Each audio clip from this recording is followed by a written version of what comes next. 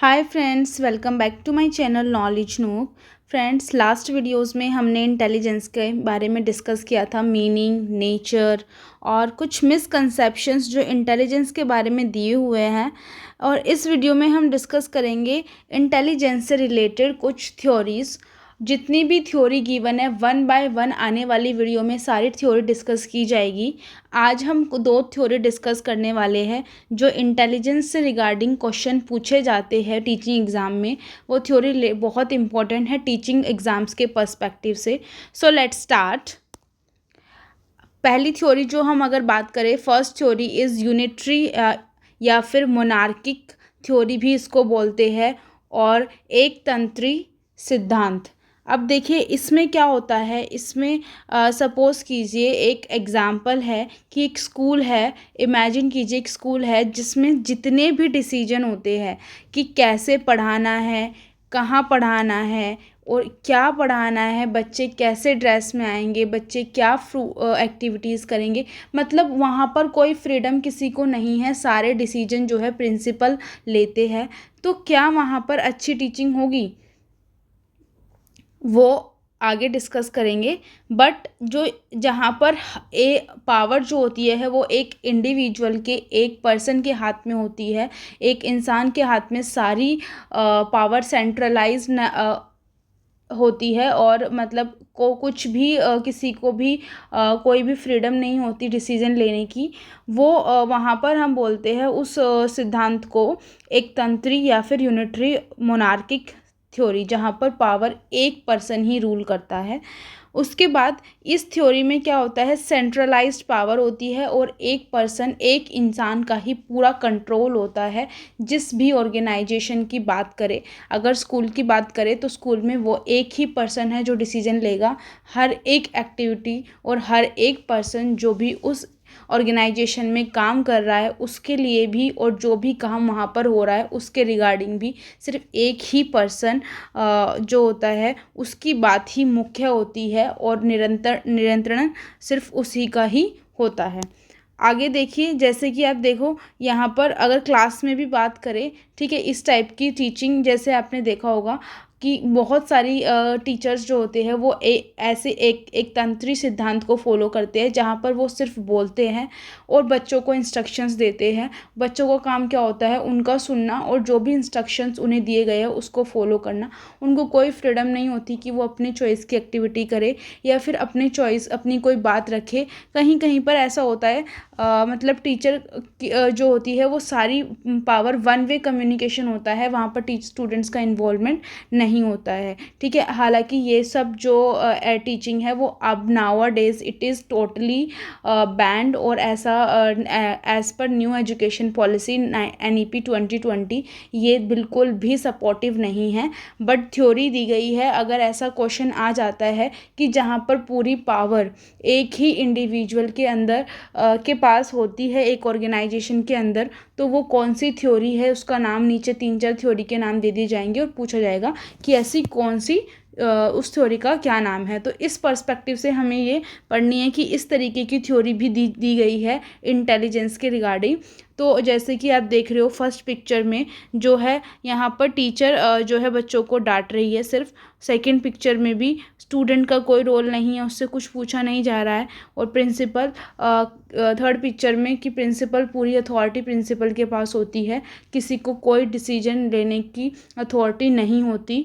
तो जहाँ पर पावर एक ही पर्सन के पास होती है, रूल एक ही के चलते हैं, वो होती है हमारी यूनिटरी थ्योरी या फिर मोनार्की थ्योरी, या फिर बोले तो एक तंत्री सिद्धांत। अब देखिए नेक्स्ट थ्योरी की बात करें, मल्टी फैक्टर या फिर एनार्किक थ्योरी। अभी वो जो थी वो मोनार्किक थ्योरी थी। कभी कभी क्वेश्चन पेपर में मल्टी फैक्टर ना देके एनार्किक पूछ लिया जाता है। एनार्किक थ्योरी में क्या होता है, या फिर घटक या अराजक सिद्धांत। मल्टी फैक्टर जैसे नाम से ही पता चल रहा है, बहुत सारे फैक्टर्स की वैल्यू होती है। एनार्किक होती है मतलब एक पर्सन की के व्यूज़ मायने नहीं रखते हैं।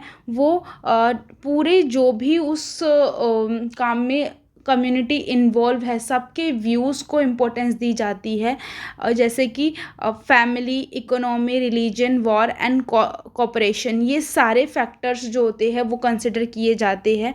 और ये थ्योरी बिलीव करती है कि कुछ भी एक्टिविटी हम कर रहे हैं या कहीं भी ऑर्गेनाइजेशन चला रहे हैं, वो किसी एक पर्सन से नहीं चलता है, उसके लिए सब इंडिविजुअल जो उसके मेंबर है, सबका कंट्रीब्यूशन उतना ही इक्वली इम्पोर्टेंट होता है जितना जो वहाँ के हेड है उनके डिसीजन होते हैं।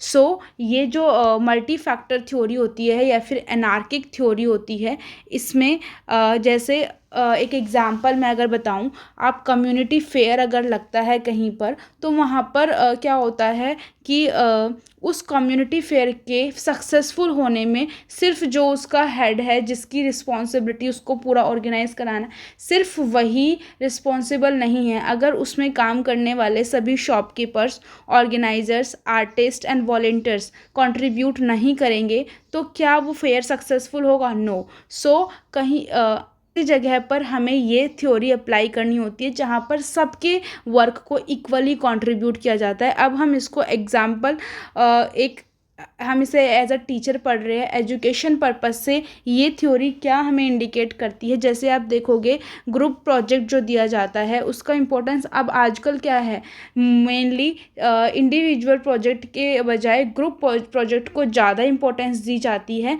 तो इस ग्रुप प्रोजेक्ट में क्या होता है, इसमें किसी एक की डिसीजन जो होते हैं वो अप्लाई नहीं होते हैं, सबका इक्वली कंट्रीब्यूशन होता है। अगर वो प्रोजेक्ट का सक्सेसफुल है तो वो सबके कंट्रीब्यूशन पर डिपेंड करता है rather than only one person और वन स्टूडेंट।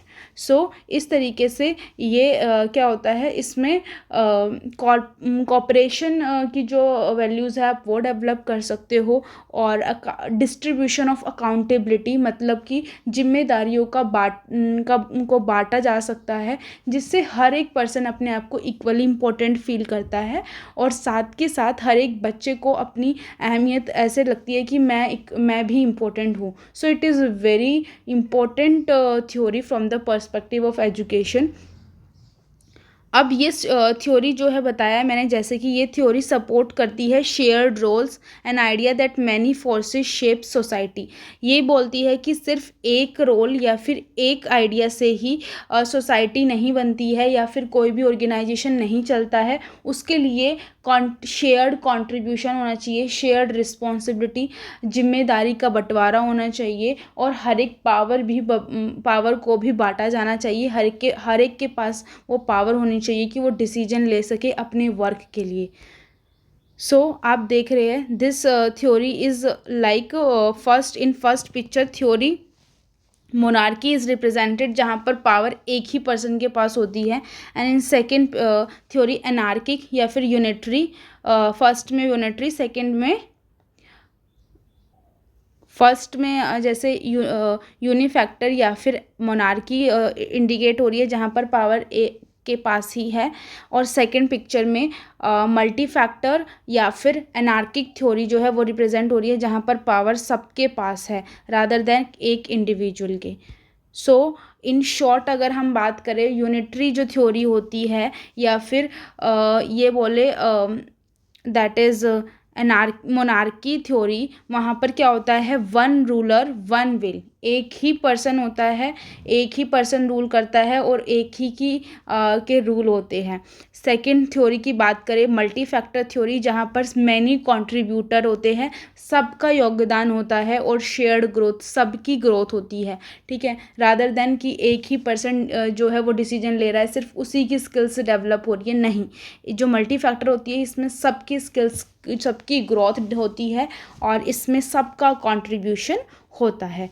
तो यूनिटरी थ्योरी और मोनार्की थ्योरी इन एजुकेशन हम इसको क्यों पढ़ रहे हैं एज अ टीचर, वो हम बात करेंगे। अभी हमने ये थ्योरी का मीनिंग समझ लिया है। ये थ्योरी क्या होती है, this theory promote a central system in education. अभी देखो जो यूनिटरी और मोनार्की थ्योरी है, अगर इसकी बात करें एजुकेशन के पर्सपेक्टिव से, इसको हम कैसे देखते हैं, where one authority like the principal head of the educator board और government make all the major decision and the curriculum teaching method discipline policy and school functioning are control from the top, मतलब सब चीज़ें जिस किसके हाथ में होती है, प्रिंसिपल के, और वही वही हमें पालन करना होता है। मल्टी फैक्टर और anarchic theory in education, this theory encourages decentralized and collaborative approach in education. यहाँ पर सबकी भागीदारी होती है, चाहे वो बच्चा हो, टीचर हो, पेरेंट्स हो, कम्युनिटी हो। एजुकेशन प्रैक्टिस शेप करने में सब इक्वली पार्टिसिपेट करते हैं, और एजुकेशन में जितने भी फैक्टर्स होते हैं वो इन्फ्लुएंस करते हैं एजुकेशन को, चाहे वो उस बच्चे का कल्चर हो, सोसाइटी हो, इकोनॉमी हो, या फिर बच्चे की नीड हो। So all these factor are involved. जैसे कि एग्जाम्पल हम ले, school where teachers design lesson plan on the student background and community project are part of this model. Teacher जो है वो बच्चे की नीड के अकॉर्डिंग, बच्चे की जितनी नॉलेज है एज़ पर दैट नॉलेज, ना कि जो उसको प्री डिफाइंड है सिलेबस में, उसको भी ध्यान रखना है। बट पहले बच्चे की नीड्स, ये नहीं है कि बच्चे को बेसिक क्लियर नहीं है और एज़ पर टीचिंग करिकुलम वहाँ पर आपको एडवांस पढ़ाना है तो आपने एडवांस पढ़ाना शुरू कर दिया। नहीं, अगर बच्चे की रिक्वायरमेंट है बेसिक से स्टार्ट किया जाए तो पहले बेसिक पढ़ाना है टीचर को।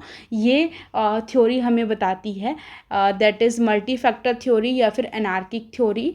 और इसमें क्या होता है, कम्युनिटी प्रोजेक्ट जो होते हैं, जो बच्चे के आसपास की कम्युनिटी है उस पर बेस्ड प्रोजेक्ट दिए जाते हैं ताकि बच्चे को उसकी नॉलेज हो और उस फैक्टर्स को भी वो अपनी एजुकेशन में इन्वॉल्व करे। सो ये दो थ्योरी थी जिससे बच्चे की इंटेलिजेंस को हम बच्चे की इंटेलिजेंस को इम्प्रूव करने के लिए या फिर ग्रो करने के लिए हम अपनी टीचिंग में जो है वो यूज़ करते हैं। पहले के टाइम में जो है एनार्किक थ्योरी या मोनार्किक थ्योरी को सुप्रीम माना जाता था, फिर धीरे धीरे इंट्रोड्यूस हुई मल्टी फैक्टर थ्योरी या फिर एनार्किक। फर्स्ट मोनार्की थी, एनार्किक आई, फिर ऐसे करके और भी बहुत सारी थ्योरीज आई एडवांस लेवल तक की, वो हम डिस्कस करेंगे। बट जो सबसे पहले फैक्टर इंटेलिजेंस की थ्योरी थी, पहले यही माना गया था कि एज़ पर मोनार्की एक सिंगल रूलर, सब उसको फॉलो करो तो वहाँ से ग्रोथ होती है, इंटेलिजेंस में सबकी ग्रोथ होती है। बट ऐसा नहीं था। उसके बाद जब ये आई मल्टी फैक्टर थ्योरी, तब पता चला कि ग्रोथ जो होती है इंटेलिजेंस की वो इस तरीके से नहीं होती है। ग्रुप में काम करने से, सबकी रिस्पॉन्सिबिलिटी बंटने से ही बच्चा जो है या इंडिविजुअल ग्रो कर पाता है। सो आई होप आपको ये दोनों थ्योरी क्लियर हो गई होगी। नेक्स्ट वीडियो में we will discuss another intelligence theory, and if you find this video helpful and interesting, don't forget to like, share and subscribe my channel, and we will soon meet in another video. Till then, bye bye.